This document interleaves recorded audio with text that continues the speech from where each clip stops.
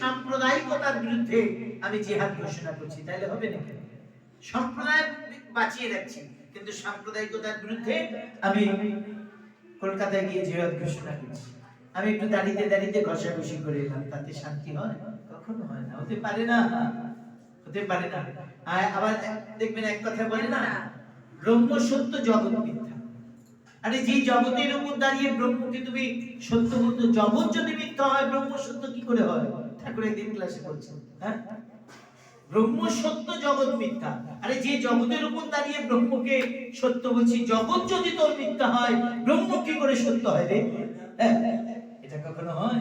হতে পারে না। ওই যে অন্ধের হাতি দেখার মতো, চার অন্ধ মিলে হাতি দেখতে গেছে। এক অন্ধ গিয়ে হাতিকে প্রথমেই কি করেছে, সুটটা ধরেছে, সুটটা ধরে বলছে ওরে বাবা, এ দেখি কুলার মতো। আর এক অন্ধ এসে বলছে, এসে ধরেছে এই দাঁতটা ধরে বলছে মুলার মতো। একটা ধরে বলছে হাত পাটা ধরে বলছে এটা খামের মতো।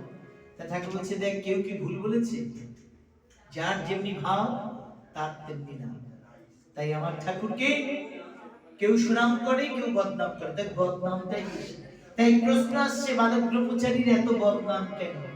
একমাত্র ব্যক্তিত্ব বালক ব্রহ্মচারী, যে গুরু ধর্মের আসনে বসে অন্যায়ের বিরুদ্ধে প্রতিবাদের কথা বলে, আর কেউ বলে না, কেউ বলে না।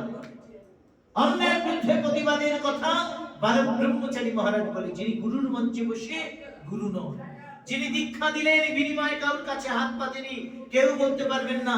যারা এখানে আছেন কেউ বলতে পারবেন না যে বালক ব্রহ্মচারী কানে দীক্ষা দিয়ে আপনাদের বলছে দীক্ষার বিনিময়ে আমি অর্থ দিই, কেউ বলতে পারবেন না।